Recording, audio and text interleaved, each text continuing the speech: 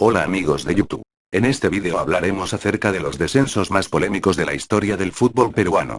Para darles un ejemplo de cómo consistían, vayamos al año de 1933. Un año histórico para el fútbol peruano, pues se consagraba el primer tricampeón de la primera división, Alianza Lima, quien al año siguiente se iría a consagrar como único tetracampeón en la historia del fútbol peruano. Ahora, como pueden observar, el Círculo Sportivo Italiano quedó antepenúltimo igualando 19.5 puntos al igual que Sport Progreso, pero en la época no existían playoffs para definir un descenso, simplemente descendían los últimos puestos. Sin definición alguna. Aclaramos entonces que no se jugaban playoff aún empatasen en puntos, los últimos lugares descendían. Ahora vayamos al año de 1937, Sport Boys se consagró campeón de aquel año. Si se dan cuenta, Sporting Tabaco también obtuvo 17 puntos al igual que Telmo Carbajo. Pero como en el año 1933 rigurosamente descendían los últimos lugares, pues la diferencia de goles salvó al equipo celeste.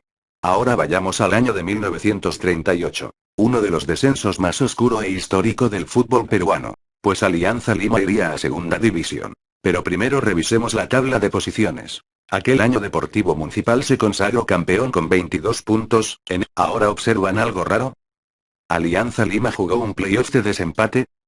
Bueno, vayamos a los antecedentes. Año 1933. Descendieron los últimos dos lugares. El Círculo Sportivo Italiano se salvó por diferencia de goles. Ahora vamos a 1937. Sporting Tabaco se salvó por diferencia de goles sin haber jugado definición alguna. Entonces la pregunta del millón es: ¿por qué la asociación obligó a Alianza Lima a jugar un playoff de descenso si eso no existía? Pues estás pensando lo mismo que yo. Alianza Lima nunca debió descender a segunda división, pues había quedado antepenúltimo con una clara diferencia de goles. Es algo difícil de creer, pues si algo es cierto es que en esa época existía mucha corrupción y envidia al equipo del pueblo. Alianza Lima, por ser un equipo humilde, de bajos recursos pero con el mejor fútbol del país. En fin, se jugó el obligado encuentro, con su máximo ídolo en ese entonces, Alejandro Villanueva. Alianza Lima pierde el encuentro frente a Sucre Fútbol Club, con lo que injustamente descendió a segunda división.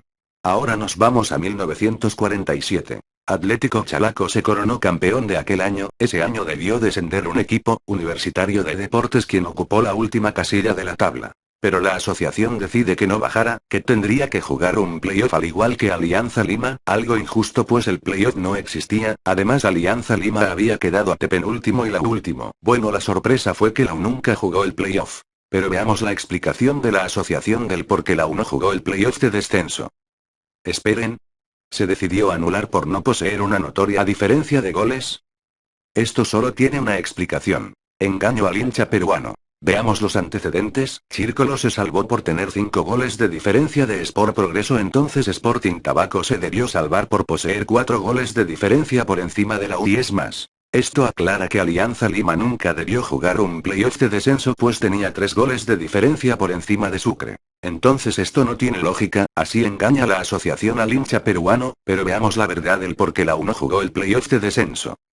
El equipo merengue encabezado de Lolo Fernández metió excusas a todo el mundo como las siguientes: la U no puede bajar porque es un grande como Alianza, Lolo Fernández no puede jugar en segunda, nuestra hinchada no se la merece. Ese año la U perdió 5 partidos seguidos, cosa que nunca ocurrió hasta el 2012 en la primera división del Perú. Al final la burocracia lo salvó corruptamente, como se decía en la época. Eso no era digno de un grande, ver a Lolo y todo su equipo rogando por no descender, una total vergüenza. Algo injusto que Alianza Lima vaya a segunda división quedando antepenúltimo, mientras que Universitario se salve después de haber quedado último. Al final de este vídeo sacamos una sola conclusión: Alianza Lima nunca debió irse a segunda, más sí Universitario de Deportes, aunque al final de todo esto se saca algo bueno, mientras que Alianza Lima cayó injustamente solo, de la mano de su ídolo Alejandro Villanueva se levantó solo. Mientras que Universitario de Deportes, de la mano de Lolo Fernández, solo atinó a rogarle al mundo entero en vez de afrontar su realidad como cualquier equipo que se hace llamar grande. En fin, espero que les haya gustado el vídeo, no olviden suscribirse. Saludos.